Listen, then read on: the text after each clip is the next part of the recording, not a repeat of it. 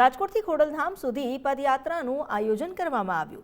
સરદાર પટેલની 150મી જયંતિને લઈને પદયાત્રા યોજાઈ છે। ગુરુકુળના બાળકો રાષ્ટ્રધ્વજ સાથે આ પદયાત્રામાં જોવા મળ્યા। રાજકોટથી આજે પ્રસ્થાન થયું આ યાત્રાનું। હવે આ યાત્રા 28મીએ કાગવડ પહોંચશે।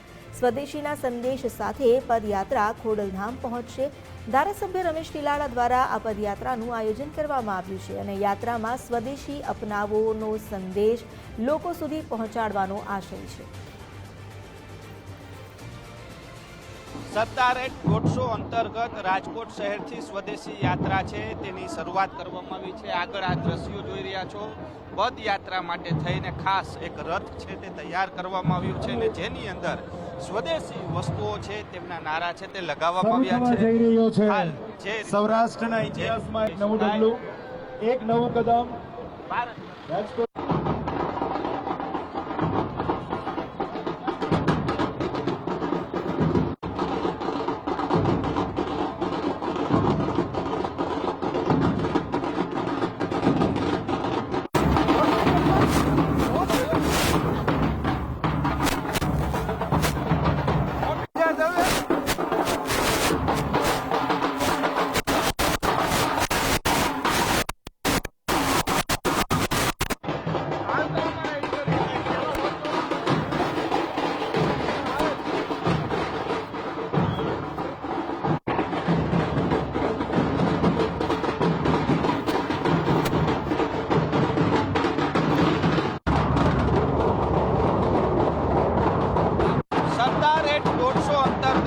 સ્વદેશી યાત્રાનું આયોજન કરવામાં આવ્યું છે અને હાલ જે બેન્ડ બાજા સાથે પ્રસ્થાન થઈ રહી છે આ દ્રશ્યો જોઈ રહ્યા છો કે જે રીતના બેન્ડ બાજા સાથે જે આ સરદાર એક્ટ 150 યાત્રા સ્વદેશીના નાદ સાથે આ યાત્રાનું પ્રસ્થાન થઈ રહ્યું છે।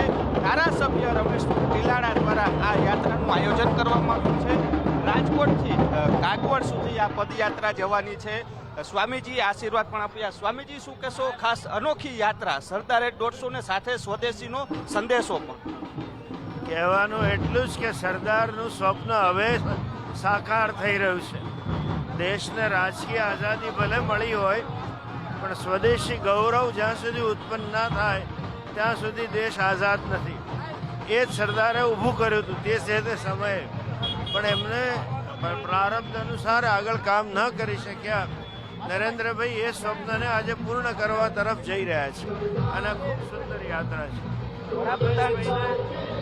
આ ભાગરૂપે રમેશભાઈને અને પાર્ટીને ખૂબ અભિનંદન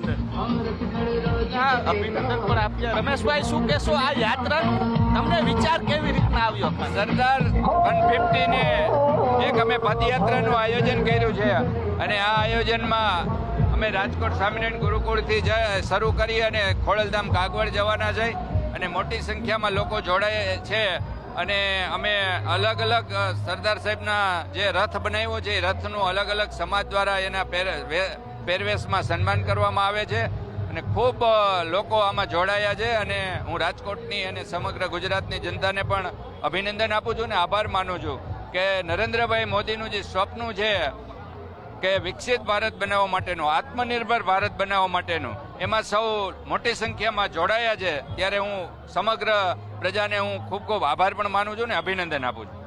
તો જે રીતના ખાસ સ્વદેશી યાત્રા જે તેમનું શરૂઆત થઈ ગઈ છે, ધારાસભ્ય છે બેન શું કહેશો? ખાસ સરદાર યાત્રા ને રાજકોટથી કાગવડ સુધી મહત્વનો સંદેશો સ્વદેશીનો છે।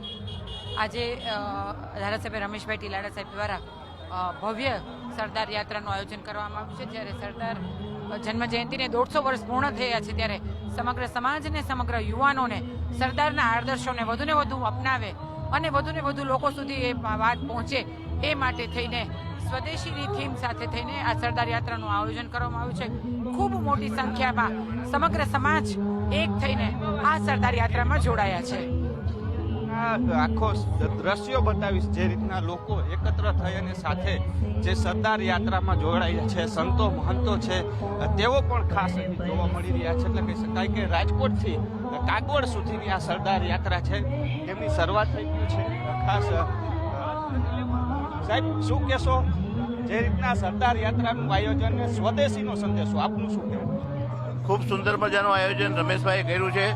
ખરેખર ખૂબ આનંદની વાત છે અને સરદાર પટેલ માટે તો બોલવું એટલે સૂર્યનારાયણ ભગવાનને દીવો બતાવવા જેવી વાત છે. પણ ખૂબ સુંદર આયોજનને હૃદયથી ખૂબ ખૂબ અભિનંદન આપું છું, ધન્યવાદ આપું છું. અલગ અલગ સમાજના ઉમિયાધામના જે ટ્રસ્ટીઓ હતા જે છે ખાસ આ સરદાર યાત્રાનું આયોજન છે તે શરૂઆત થઈ ચૂકી છે. એટલે કહી શકાય કે સ્વદેશીના થીમ સાથેની આ યાત્રા રાજકોટથી કાગવડ સુધીનું પ્રસ્થાન છે તે કરવામાં આવ્યું છે. કેમેરા પર્સન કિશોર વાડોલિયા સાથે રહીમ લાખાણી, ગુજરાત ફર્સ્ટ, રાજકોટ.